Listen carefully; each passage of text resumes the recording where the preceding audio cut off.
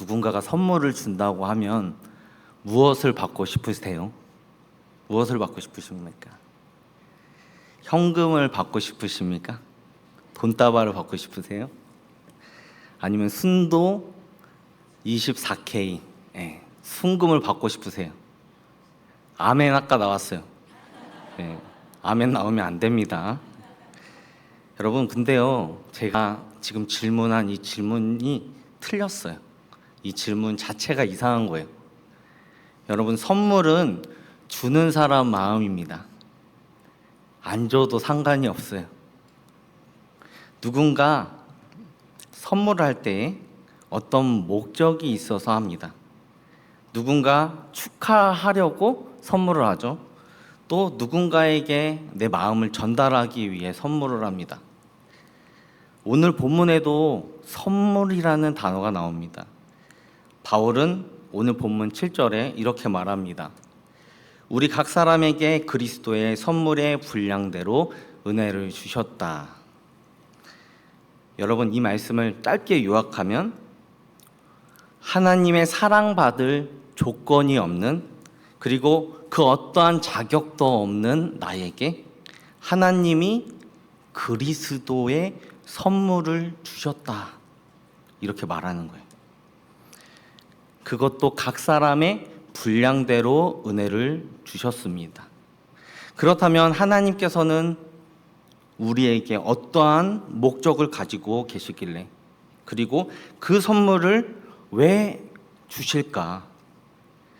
그럼 그리스도의 선물이 무엇이고 또 그 선물을 주신 목적은 또 뭔지 여러분 궁금하지 않으십니까? 저는 엄청 궁금했어요. 반응이 없으시네요. 궁금하시죠? 그래서 오늘 이 시간에 알아보려고 해요. 본문 11절 말씀을 우리 함께 읽어보십시다. 시작. 그가 어떤 사람은 사도로, 어떤 사람은 선지자로, 어떤 사람은 복음 전하는 자로, 어떤 사람은 목사와 교사로 삼으셨습니다. 그럼 그리스도의 선물을 받은 사람은 과연 누구일까요? 오늘 본문 11절에 사도, 선지자를 말하는 걸까요? 아니면 목사직을 담당하고 있는 저를 얘기하는 건가요? 아니면 교사직에 직종하는 사람들을 말하는 것일까요? 누구를 말하는 것일까요? 하나님의 은혜를 경험한 사람들이겠죠. 그리스도로 구원의 은혜를 경험한 우리들을 말하는 것이죠. 그 받은 은혜를 가지고 사역하는 자들을 말하는 겁니다. 그러니까 오늘 본문 7절이 말하는 그리스도의 선물을 받은 자들은 누구냐? 그리스도의 몸된 교회를 세우는 자들을 말하는 겁니다. 그리스도의 몸된 성도를 말하는 거예요. 그런데 하나님께서는 교회를 세워가야 할 우리에게 이 선물을 주신 목적이 있으시다는 거죠. 오늘 본문 7절 말씀을 다시 한번 읽어보도록 하겠습니다. 우리 각 사람에게 그리스도의 선물의 분량대로 은혜를 주셨다. 이 구절에서 우리가 가장 신경 쓰이는 단어가 하나 있습니다. 뭘까요? 분량대로. 저게 벌써 나가면 안 되는데요. 분량대로라는 이 단어가 신경이 쓰이는 거예요. 제 마음이 이 단어를 보자마자 되게 불편했어요. 우리는 하나님 앞에 이렇게 질문할 때가 있죠. 하나님, 왜 저한테 이것밖에 안 주세요? 저한테 왜 이런 다른 사람한테는 넘치게 있는 그런 재능들이 왜 저에게는 없죠?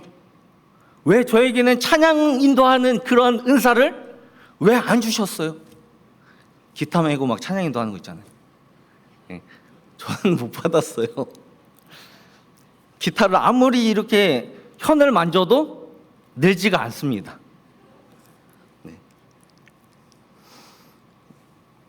나한테 없는 재능들, 물질들, 능력치, 하나님 그것 가지고 내가 잘 섬기면 좋잖아요. 여러분, 그러면 우리 스스로한테 질문을 던져봐야 돼요. 하나님이 나에게 분량을 적게 주셨다고 그럼 나는 하나님이 주신 그 선물을 거절할 것인가? 여러분, 거절하실 겁니까? 여러분, 안타깝게도 앞서 말씀드린 대로 선물은 주는 사람 마음이에요. 우리가 많이 받고 싶어서 많이 받을 수 없습니다. 우리에겐 선택권이 없어요. 그럼 왜 불량이라는 이 단어가 우리에게 불편한 감정을 들게 하는 건지 저 스스로에게 물어보았습니다. 그랬더니 어떤 답을 찾았냐면 하나님이 아무 조건도 없이 주시는 그 은혜라는 선물을 내가 잘못 해석하고 있는 건 아닌가. 여러분 맞잖아요, 그죠? 하나님은 그냥 우리를 사랑하시기 때문에 그 선물을 주신다는 건데 우리는 그것을 잘못 해석하고 오해하고 있다는 겁니다. 그러니까 자꾸 뭘 합니까? 불만을 표출하고 하나님을 원망하기까지 합니다. 우리는 대체 왜 이런 잘못된 생각에 빠져 있을까요? 오늘 본문은 은사라는 이 단어와 연관지어서 설명하고 있습니다. 우리는 흔히 은사라는 단어를 달란트라고 이해를 합니다. 실제로도 많은 사람들이 달란트라는 말을 사용하면서 두 가지 오해를 한다고 해요.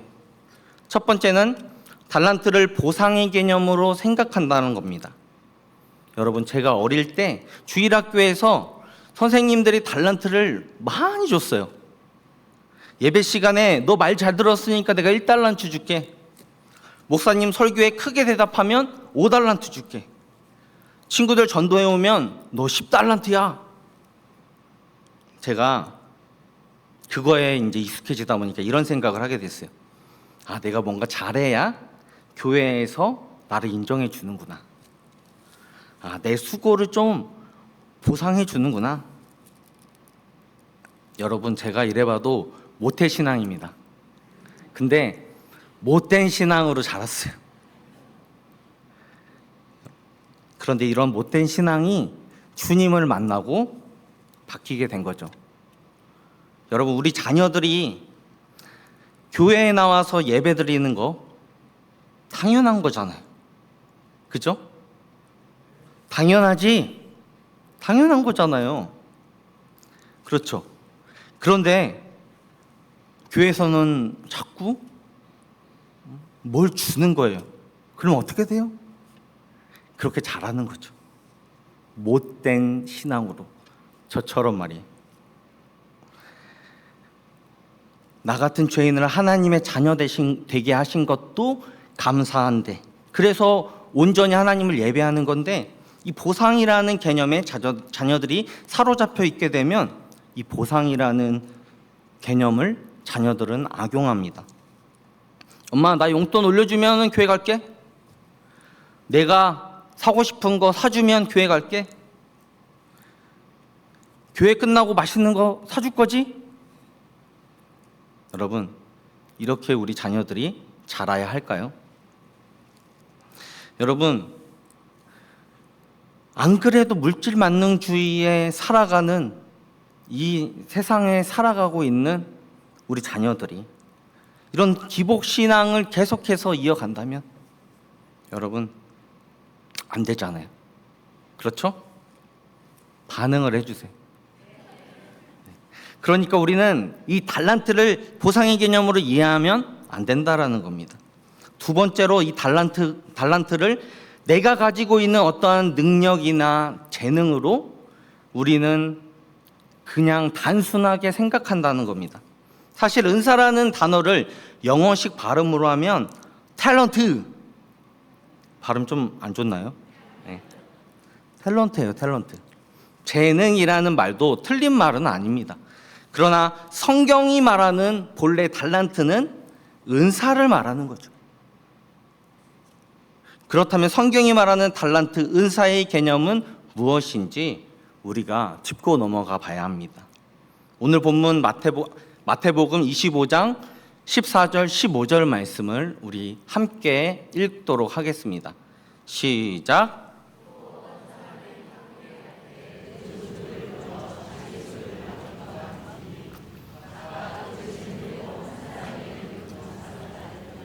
한 사람에게는 2달란트를, 한 사람에게는 1달란트를 주거든. 본문에는 5달란트, 2달란트, 1달란트 맡은 종의 이야기가 소개됩니다.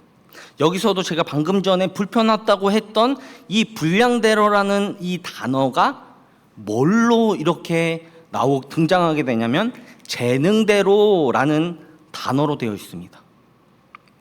타국으로 여행을 떠나는 이 주인이 자기 종들에게 재능대로 달란트를 주었다는 겁니다.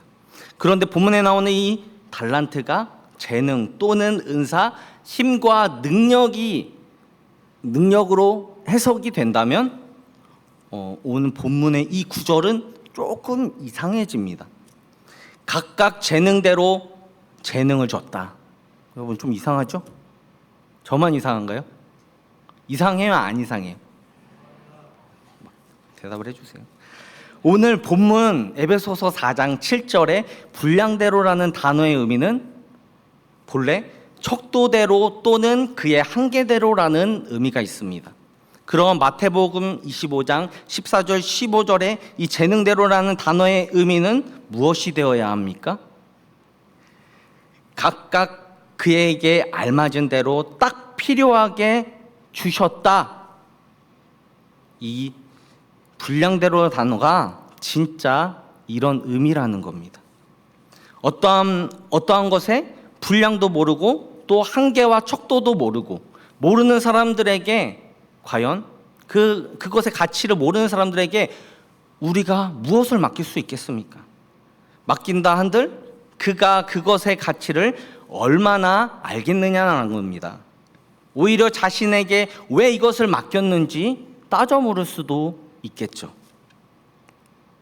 그러니까 마태복음 25장의 말씀은 타국으로 간 주인이 그 종들의 상태를 누구보다 잘 알고 있었으며 또 그들이 어떤 일을 감당할 수 있을지를 주인이 알고 있었기 때문에 그 재능에 맞게 달란트를 맡긴 겁니다. 그래서 어떤 종에게는 5달란트를, 어떤 종에게는 2달란트를, 어떤 종에게는 1달란트를 맡겼다라는 겁니다.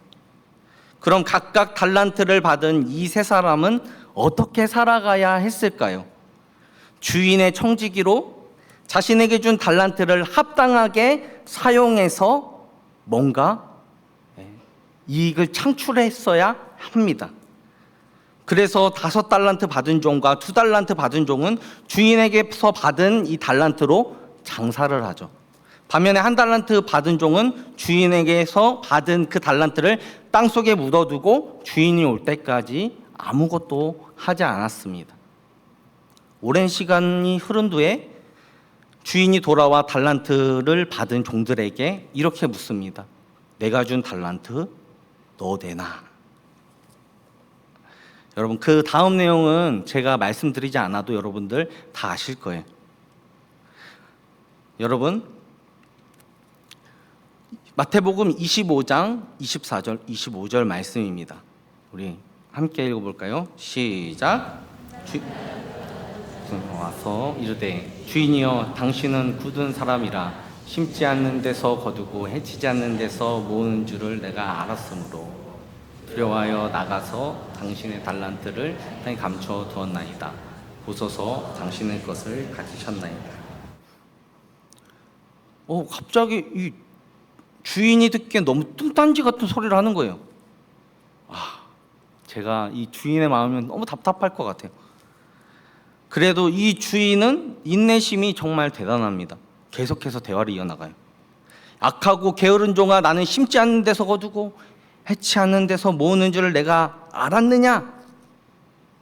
그러면 내가 마땅히 내 돈을 추리하는 자들에게 맡겼다가 내가 다시 돌아와서 내 원금과 이자를 받게 했을 것이다. 이렇게 말하는 거예요. 만약 여러분이 이 주인이라면 똑같이 이야기하겠죠. 야, 너 내가 바본 줄 알아? 내가 너 실패를 바랬다면 애초에 그 달란트 잃어버릴 게 걱정이 됐다면 너한테 맡기지도 않았어. 잃게 될까 두려워했다면 너보다 탁월한 사람 시켜서 이자 더 챙겼을 거야. 내가 너한테 바란 건 단 하나야. 나는 내가 나를 어떻게 생각하는지, 그리고 내가 나의 의도를 잘 파악했는지, 그리고 내가 너에게 나의 모든 것을 다 맡길 만큼 너를 내가 사랑한다라는 것, 그것을 알려주려고 너한테 맡긴 거야. 너는 나를 신뢰함으로 더 열심을 내기를 내가 간절히 바랬어. 여러분, 그 당시에 달란트는 액수로도 엄청난 숫자의 큰 돈이었을 텐데 종을 주인이 사랑으로 이끌어줄 생각이 없었다고 한다면 애초에 그 종에게 맡기지 않았을 겁니다. 너무 어이없게 이 한 달란트 받은 종은 주인을 오해했고 주인에게 심지 않는 데서 거두는 사람이라고, 해치지 않는 데서 모으는 악덕 주인으로 만들어버린 겁니다. 이 종의 제일 잘못은 주인의 사랑과 관심, 그리고 달란트를 맡긴 의도를 파악하지 못했다라는 것과 주인을 신뢰하지 못한 것이 그가 범한 가장 큰 죄라는 겁니다. 여러분, 주인의 관심은 돈에 있지 않았습니다. 종에게 있었다라는 거예요. 근데 그 종만 그걸 몰랐습니다. 주인이 종에게 그가 가진 재능대로 그에게 맡겼을 때 그가 감당할 수 있는 분량대로 달란트를 나눠준 것이, 여러분, 뭐가 문제입니까? 주인의 마음대로 준 건데 문제될 게 없잖아요. 그런데 우리는 지금 이 종과 같이 어떻게 말하고 있습니까? 나에게 왜 이것밖에 주지 않냐고 하나님을 향해서 따지고 있다는 겁니다. 주인의 의도를 우리는 잘 파악해야 합니다. 주인은 한 달란트 맡은 자를 사랑했기 때문에, 그 영혼을 버려둘 수 없기 때문에 자신이 그 달란트를 잃어버려도 아깝지 않다라는 그 생각으로 한 달란트를 그 종에게 맡긴 겁니다. 그러니까 주인의 마음은 이런 마음에서 맡긴 거죠. 질그릇 같은 너 역시도 내가 아끼고 내 것으로 여긴다. 너를 내가 이끌어가기를 원한다. 이런 의미로서 그 종에게 한 달란트를 맡겼을 겁니다. 그러므로 분량대로라는 이 단어에는 달란트를 맡긴 주인의 마음이 고스란히 담겨져 있는 것이죠. 그래서 달란트는 어떠한 보상을 말하는 것도 아니고 어떠한 능력도 어떠한 힘도 이야기하는 것이 아니라 하나님을 향한 순종을 말하는 겁니다. 제가 뭐라 그랬어요? 하나님을 향한 순종을 말하는 거예요. 제가 20대 초반에 신학 공부를 시작하면서, 사역을 막 시작하면서 이런 기도를 했던 것이 기억이 납니다. 하나님, 저를 하나님께서 사용하시는 귀한 그릇으로 써주세요. 기왕이면 아무짝에 쓸모도 없는 그릇이 아니라 금그릇, 은그릇, 동그릇은 빼고 금그릇, 은그릇으로 저를 써주세요. 여러분, 그때는 제가 어리기도 했고요. 20대였으니까 너무 생각이 없었어요. 철이 없었어요. 지금 이제 제가 40이 넘었습니다. 놀라시지도 않네요. 시간이 흐르면서 사역을 하게 되면서 하나님의 마음을 알게 되면서 성경 말씀을 준비하며 묵상하며 하나님 말씀으로 살아가면서 이제 저는 그런 기도를 하지 않습니다. 그럼 어떻게 기도하냐고요? 제가 알려드릴게요. 하나님, 제가 하나님께서 편하게 사용하실 수 있는 그릇으로 준비되게 해주세요. 기왕이면 하나님이 막 쓰실 수 있게 스된 그릇 같은 그런 그릇으로 나를 써달라고 그렇게 기도한다는 거예요. 하나님이 쓰시는 그릇은 하나님이 쓰시기 편하신 그릇, 깨끗한 그릇이 되면 하나님이 쓰시는 거예요. 더러운 그릇이 되면 안 쓰시겠죠. 여러분, 금그릇, 은그릇 손이 잘 안 가요. 여러분, 제가 사역하는 게 너무 즐거워요. 그래서 제가 맨날 실실 이렇게 웃고 다녀요. 별 반응이 없어요. 맨날 웃고 다닌다니까요. 제가 왜 즐겁냐면 하나님이 나 같은 사람을 변화시켜서 고치셔서 사용해 주시니까 그게 그냥 감사한 겁니다. 기쁜 거예요. 저는 제 아내한테도 이렇게 얘기해요. 나는 목사 되기 정말 잘했어. 내가 목사 안 됐으면 아마도 여기까지. 더 얘기 안 할게요. 은혜가 안 되니까. 여러분, 성경이 말하는 이 달란트, 은사는 하나님이 나에게 맡기신 것에 대한 고민이고요. 그것을 묵상하는 것이 주인이 종에게 준 달란트라는 겁니다. 그 종은 맡기신 분의 목적을 따라서 마음껏 해볼 수 있는 그 능력을 이미 받았어요. 이것이 바로 마태복음 25장에서 말하는 달란트 비유입니다. 그리고 이 말씀은 장차 주님께서 다시 오시는 그 심판의 날에 우리 가운데 주시는 달란트의 비유입니다.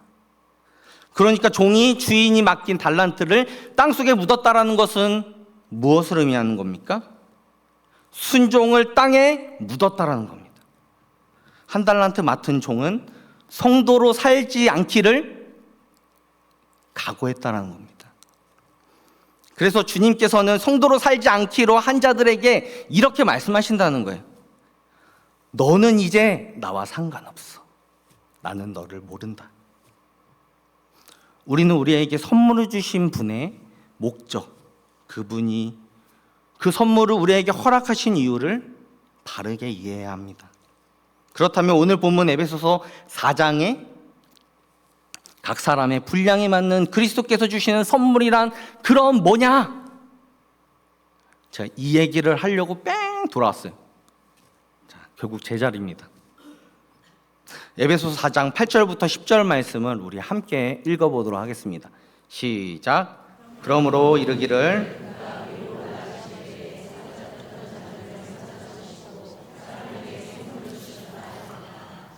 올라갔다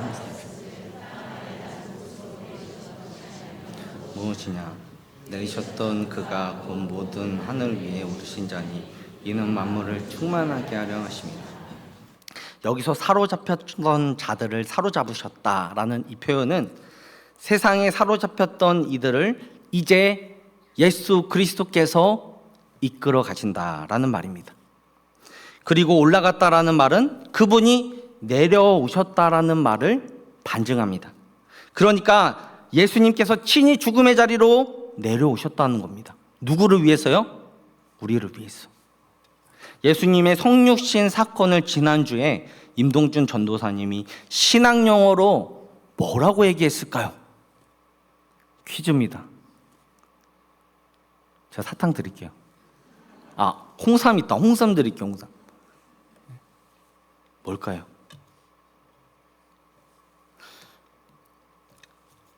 여러분, 그리스도의 비하입니다. 예수님께서 육신을 입고 세상에 오셨다고 부활하시고 하늘로 올라가셨다는 것은 예수님이 세상에 사로잡히지 않은 자의 모습이라는 것을 우리에게 보여주는 겁니다. 그리고 그분께서 만물을 충만하게 하실 것인데 여기서 만물을 충만하게 한다는 것은 뭐냐? 모든 만물을 그분의 주권 아래 두시겠다라는 말씀입니다. 그렇다면 오늘 본문 8절부터 10절 말씀은 결국 우리의 삶을 누가 이끄신다라는 말씀입니까? 예수 그리스도, 그분께서 우리를 이끌고 가신다라는 약속의 말씀입니다. 그럼 주님이 우리를 어떻게 이끌어 가실까요? 너 일로 와, 우리 멱살을 붙잡고 가실까요? 아니요. 우리 하나님은 인격적인 하나님이십니다. 우리 주님은 인격적이시기에 은혜라는 선물을 주시며 그 길을 걸어갈 수 있도록 이끄신다는 겁니다. 그럼 주님께서 하시는 말씀은 결국 뭐냐? 예수님이 함께 가신다라는 겁니다. 함께 가주신다라는 거예요. 이미 앞서서 먼저 가신 그 길을 함께 걸어주신다는 거예요. 내가 걸어갔던 그 길, 너도 이제 걸어가라. 여러분, 하나님이 우리에게 주시는 선물의 의미는 이거예요. 오늘 본문 11절 말씀을 자세히 들여다보세요. 그가 어떤 사람은 사도로, 어떤 사람은 선지자로, 어떤 사람은 복음 전하는 자로, 어떤 사람은 목사와 교사로 삼으셨나니. 그리스도께서 주시는 선물은 나를 누구와 비교하거나 차별하거나 그런 것과는 전혀 무관합니다. 각 사람의 어떠한 능력과는 전혀 상관이 없는 거예요. 그럼 뭘까요? 본문 12절 말씀입니다. 이는 성도를 온전하게 하여 봉사의 일을 하게 하며 그리스도의 몸을 세우려 하심이라. 주님께서 우리를 교사와 목사로 삼으신 이유는 단 한 가지예요. 성도를 온전하게 하여 봉사의 일을 하게 하고 그리스도의 몸된 교회를 세우게 하시려고. 이걸 얘기하려고 바울은 지금 교사와 목사라는 단어, 선지자, 사도라는 단어를 사용했다라는 겁니다. 그럼 성도를 온전하게 한다라는 말은 뭘까요? 온전하다라는 말의 원의미는 그물을 깁는다라는 의미입니다. 찢어진 그물을 다시 재기능할 수 있도록 수리한다라는 단어예요. 그렇다면 주님이 우리를 온전하게 하시고자 하시는 목적은 뭘까요? 바울은 주님께서 선물을 주시는 이유가 바로 이거라고 이야기합니다. 우리가 자기 가신에 빠지거나 세상에 사로잡히지 않고 죽음의 자리로 오신 예수님처럼 서로 사랑하며 섬김으로 그리스도의 몸된 교회를 더욱 강하게 세우기 위해 그 선물을 줬다. 너희가 각기 다른 상황 속에서도 성도로 살아가라. 그럴 능력을 이미 너에게 주었고 그런 너와 나는 늘 함께 있다. 여러분, 너무 위로되는 말씀이 아닙니까? 나와 늘 함께 해주신대요. 그리스도 예수께서 주시는 그 선물을 가지고 장성한 분량에 충만하게 이르기를 또한 그분께서 원하신다라는 겁니다.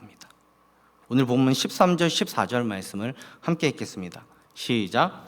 우리가 다 하나님의 아들을 믿는 것과 아는 일에 하나가 되어 온전한 사람을 이루어 그리스도의 장성한 분량이 충만한 데까지 이르리니 이는 우리가 이제부터 어린아이가 되지 아니하며 사람의 속임수와 간사한 유혹에 빠져 온갖 교훈의 풍조에 밀려 요동하지 않게 하려 하십니다.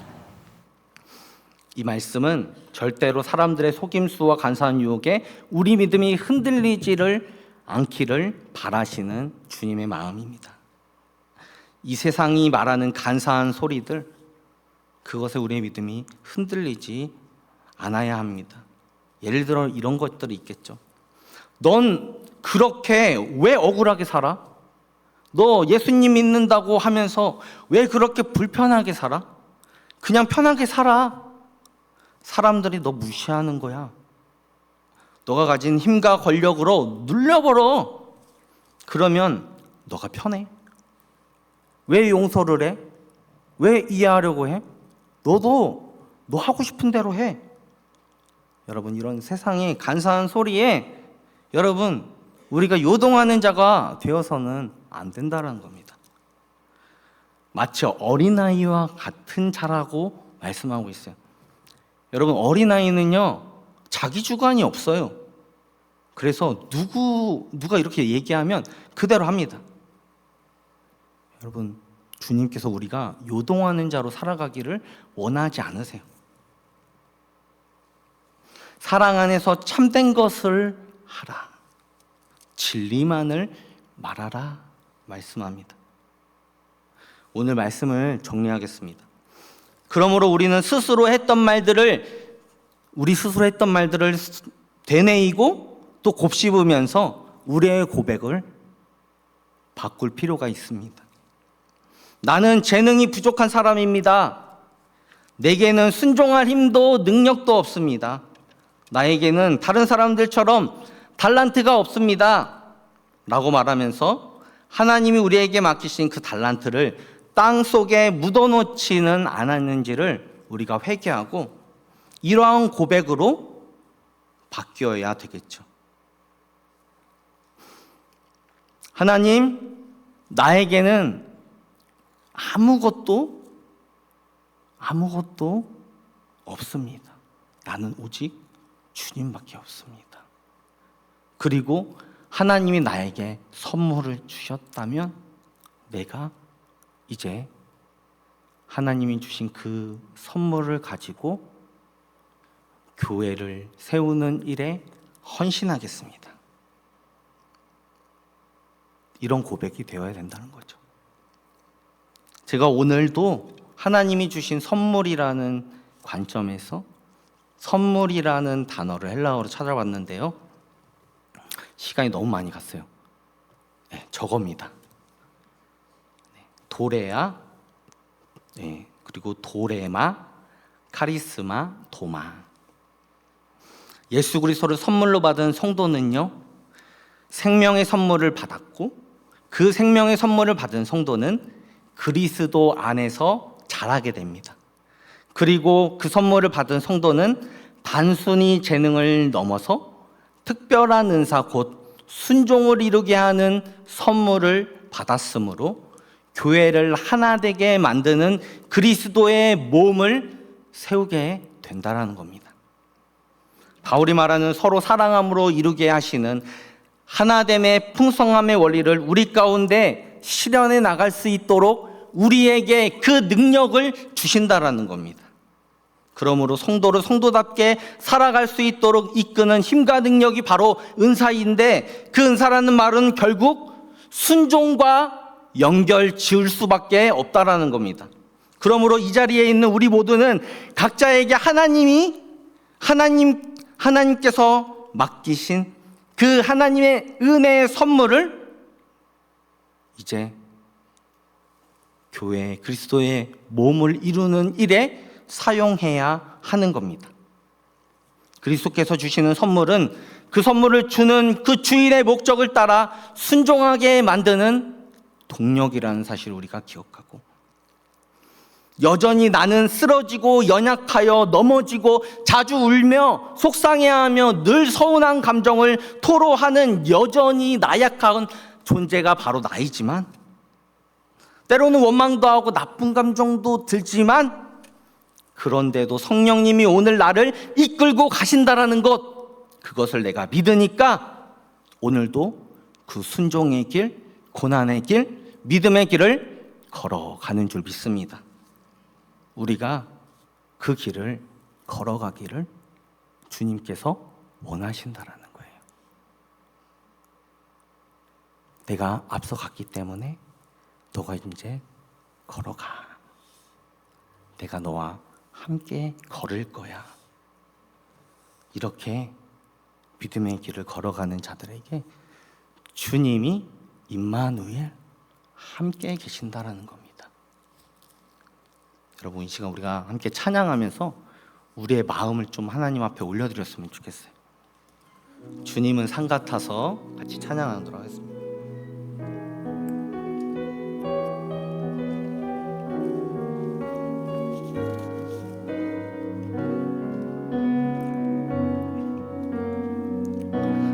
악림은 날 가리워 내 믿음이 흔들리려 할 때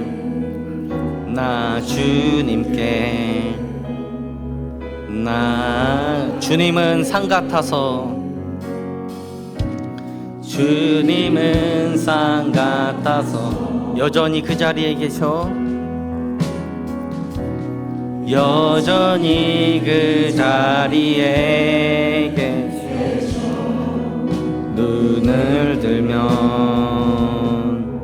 보이리라 날 위한 그 사랑 주는 나의 도움이시며 주는 나의 도움이시며 주의 계획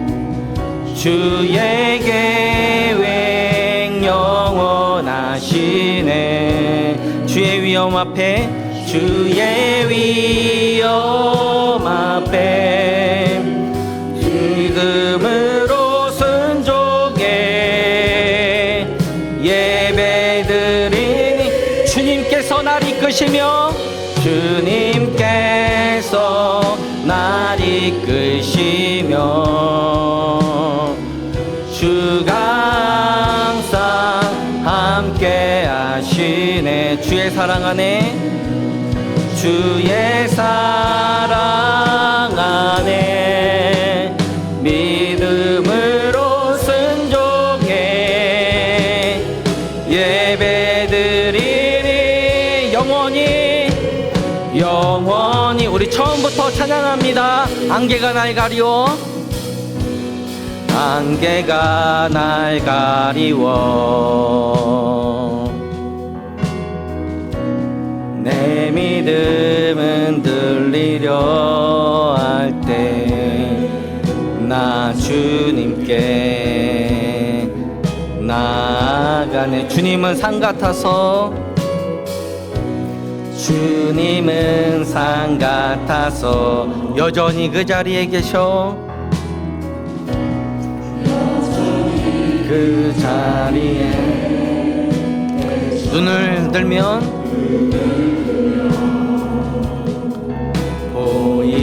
날 위한 그 사랑, 주는 나의 도움이시며, 는 나의 도움. 주의 계획, 주의 계획 영원하시네. 주의 위엄 앞에, 주의 위엄 앞에 믿음으로 순종해 예배드리. 주님께서 날 이끄시며, 주님께서 날 이끄시며, 주가 항상, 주가 항상 함께 하시네. 주의 사랑 안에, 주의 사랑 안에 믿음으로 순종해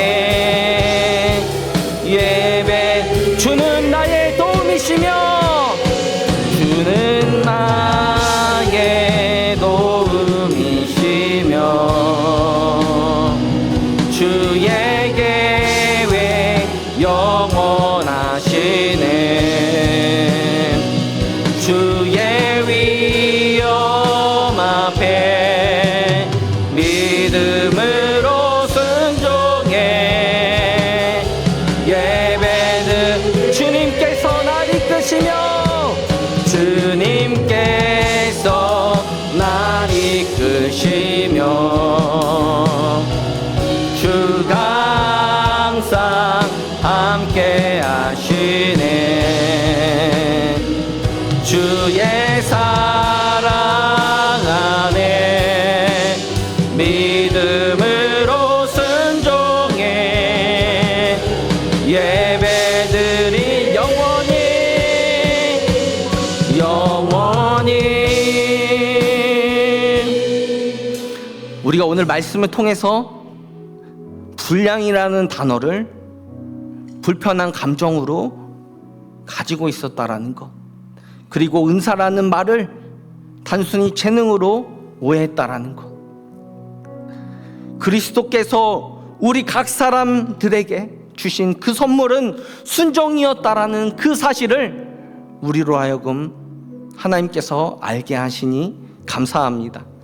이제 우리가 그 순종을 결단합시다. 우리가 결단합시다. 우리가 그리스도의 몸된 교회를 세우는 그 일을 위해서, 교회 하나됨을 이루는 그 일을 이루기 위해서, 내가 헌신되기 위해서, 자신을 희생하기 위해서 믿음으로 순종의 제사, 순종의 예배를 드릴 수 있게 해달라고 이 시간 주여 한번 부르짖고 기도하도록 하겠습니다. 같이 기도합니다. 주여,